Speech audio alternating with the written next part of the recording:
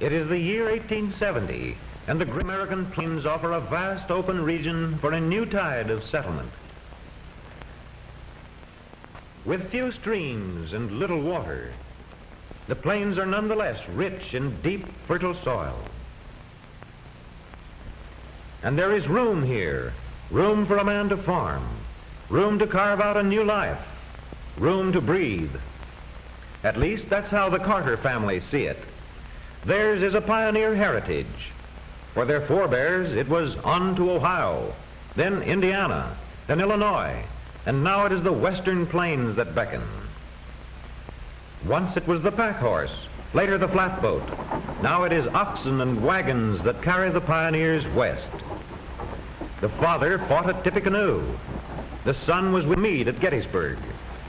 The mother confronted forest trails. The daughter faces the lonely plains. And for the Carter children, there are frontiers yet unknown. The American faith travels westward in the prairie schooner. There are pauses in the journey. Each night, pioneers and oxen must have rest and food and water. Thus, while mother and children prepare a supper of long familiar cornmeal mush, father leads the weary oxen to the banks of a nearby stream. And now, with supper nearly ready, Mr. Carter ties the animals to a tethering stake for the night and joins in the simple meal. Long days on the trail make the hardiest food most welcome. But from a distant ridge, a settler, Mr. Crawford, notices the Carter camp. That means a visit. Ma, see them campers over there?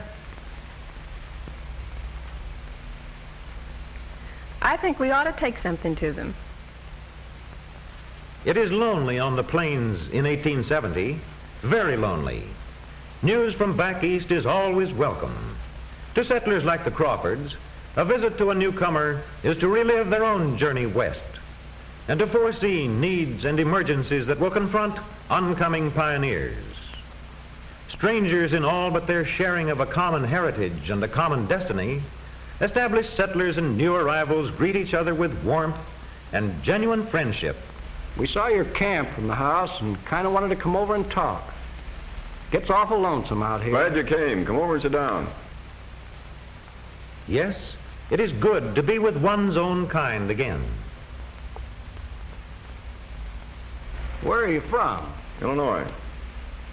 How long you been on the way? About 8 weeks now. Yes, my husband filed his claim last spring and came back for the children and me in July. You'll find things very different out here. Yes, I imagine we will. So friendly talk goes on around the Carter campfire until, with the setting of the sun over the darkening prairie vastness, there comes a request for music.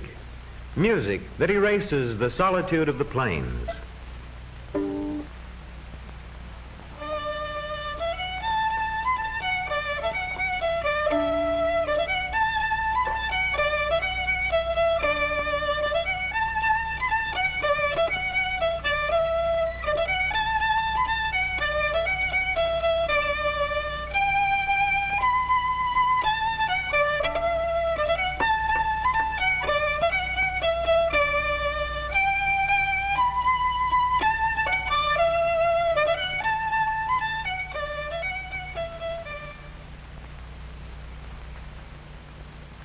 The days pass, and steadily the Carters press on westward.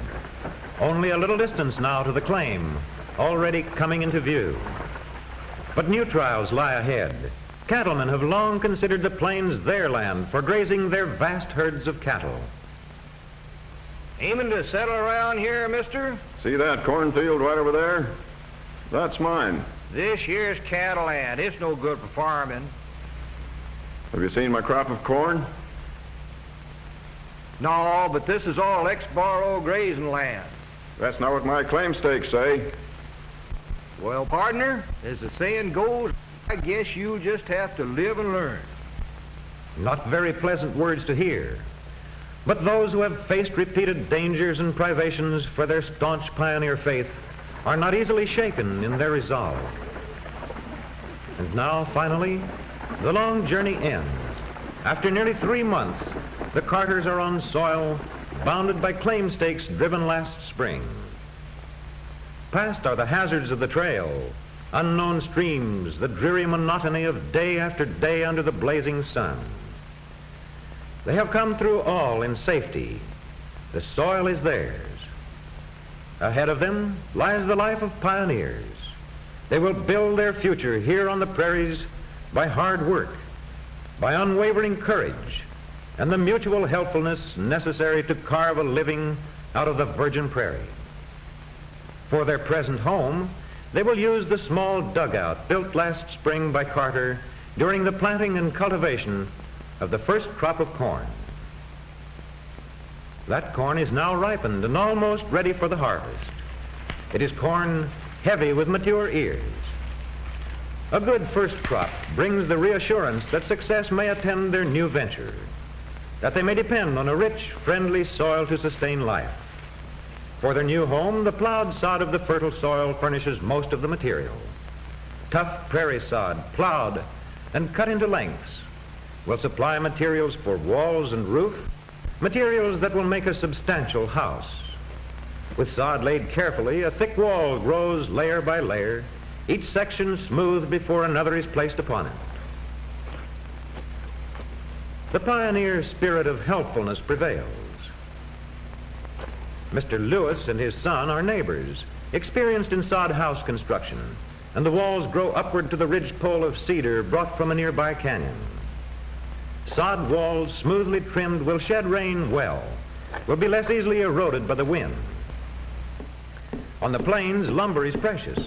A few slabs brought from a distant sawmill form frames for windows and doors, and the luxury of more lumber as a roof foundation assures a minimum of leakage there. At once, the new home is circled by a fire guard, 2 plowed rings of several furrows each. Between these 2 plowed paths, Carter burns the grass and thus protects the house from the dreaded prairie fire by the gap formed by the blackened, barren area. Within the completed sod house, Mrs. Carter has set up housekeeping. Walls are plastered, shelves are decorated. The little round stove is the center of the household for cooking, and when winter comes, it will afford protection against howling blizzards. Fuel of any kind is at a premium. Only prairie grass, occasional twigs, aside from the ever-present buffalo chips. The collecting of these forms a considerable part of each day's routine for Irene and James. Again, at corn harvest, the Lewises offer that helpfulness and exchange of labor which on the frontier soon became a custom. Cooperation here is a necessity. Today, on his return from the purchase of a horse, Paul Carter has gained another acquaintance, a venerable circuit-riding minister, the Reverend Mr. Hanson, whose parish is broad and vaguely limited here on the windswept plains. The outposts of Western civilization are already rapidly being organized into a society as new settlers continue to arrive. In the prairie loneliness, the minister's visits will always be timely. I'll have dinner ready soon, and you'll be more than welcome.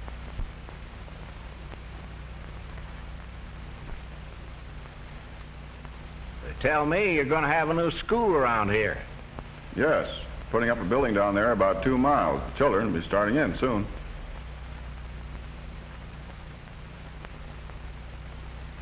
You know, they'll live to see a lot of changes in this section. Yes, I guess they will. But I don't think the land will ever change much. Not the prairies.